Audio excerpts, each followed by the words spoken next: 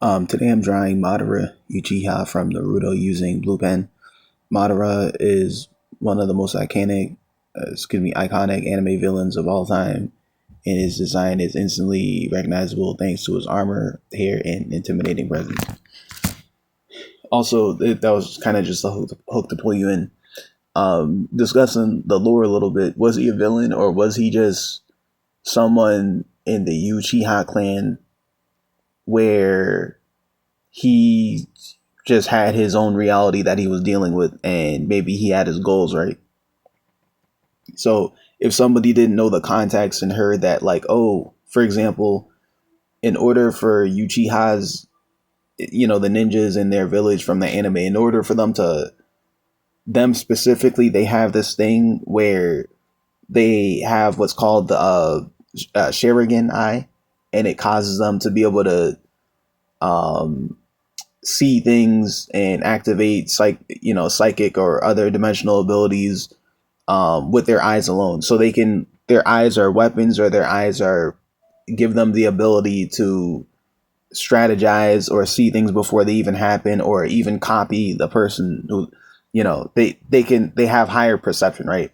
That's basically the thing, that the main staple of it, right?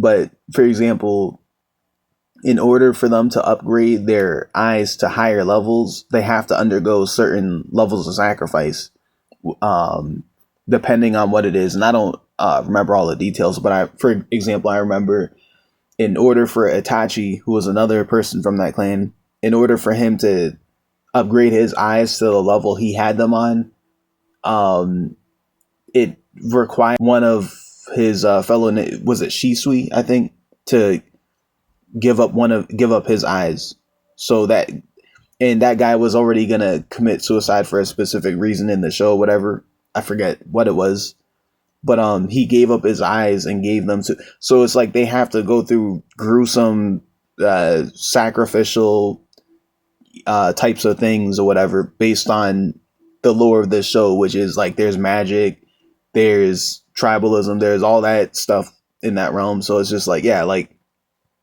so they have to do stuff that if someone just heard that, they think that's messed up or evil. But for them, that's not evil. That's what they do, right? In their tribe or whatever, they have to undergo great sacrifice to quote unquote achieve certain things.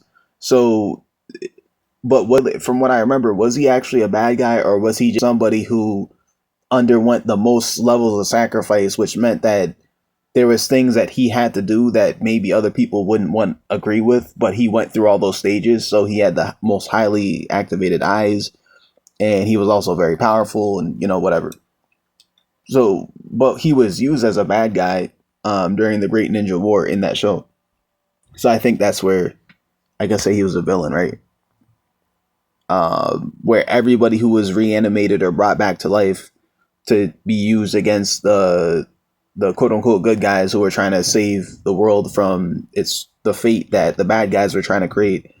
All those people who were brought back to life, they were reanimated, so they're undead, but they were used as puppets to try and fulfill a negative result, right? So that's basically where I get that word from. He also, maybe, I guess, you could say maybe he has like the appearance of a villain. I don't know. You can't really tell with certain shows like that, right? Um, for this sketch, I'm focusing on capturing the classic Madara look while keeping the proportions and armor details clean. I'm starting by laying out the basic head shape and overall pose. At this stage, I'm not worried about details. Excuse me, but the goal is to simply make sure the proportions feel correct before committing to darker lines. Getting the placement right early makes everything else easier later. Um, Now moving into the face, matters in. That's not exactly where I am in the video, but I'm just narrating in general what's going on. Madara's expression is one of the most important parts of the drawing, because even a small change can completely alter the character's personality. Um, he doesn't really have much personality in his face per se. The way he looks is kind of like what his in general in his face is pretty much the same all the time, unless like he's smirking, uh, which is part of his personality as well.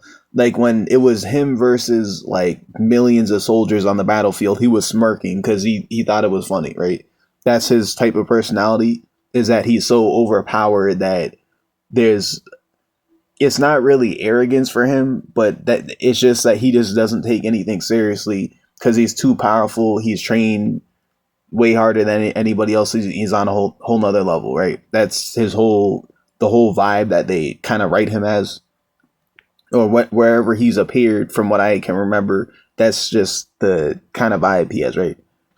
But even in his Edo Tensei form, where or aka that's what they call it when they because he's already died a long time ago, but they brought him back to life amongst other people to try and use them as weapons. So it's kind of like a hollowed out form. You could even see that these people like it looks like they have cracks in their skin or whatever because like they're not. It's like they were pieced back together, if you want to call it that, right? Using magic to piece them back together, reanimate them, and then mind control them and have them do the bidding of the person who's controlling them, right? That was a whole vibe with that. But some of the lines, for example, where first of all his face is, I think, less emotional or is more hollow or just stoic because he's in that form. So that's how I kind of drew it, and that's how he's even drawn in the show.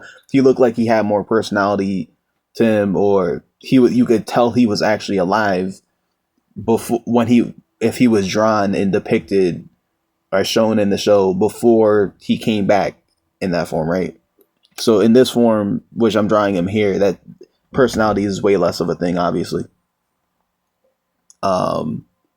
There was lines for cracks, and then there was also lines for where shading would have went. So I forgot to throw that in when I was explaining that.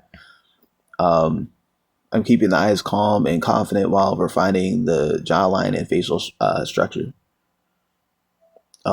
Next comes the hair. Madara's hair is one of the most defining features in the design. I could have shaded. Probably should have just lightly shaded that, so you could tell why certain lines were placed there. Some of the lines in the hair were for where shading would have went, and some of it was actually hair strands. Instead of drawing individual strands immediately, I'm building larger shapes first and breaking down those shapes into smaller sections. This helps the hair feel more natural and keeps the overall silhouette strong. Now I'm working on the armor. The armor is what really separates Madara's design from any other Naruto characters. I'm paying attention to how the armor overlaps and wraps around the body. These overlapping forms help create depth and make the character feel more three-dimensional.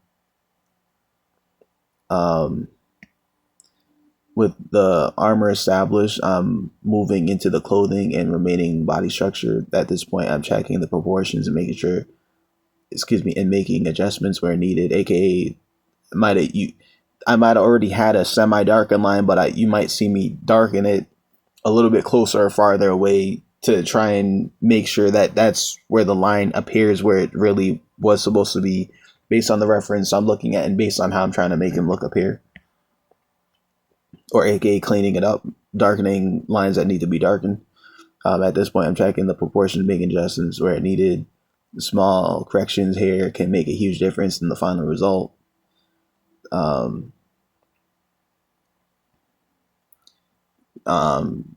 As far as the actual goes, you can see there, I'm doing some of the cracks or lines where the shading would have went. I really should have just lightly shaded that, to be honest. It would make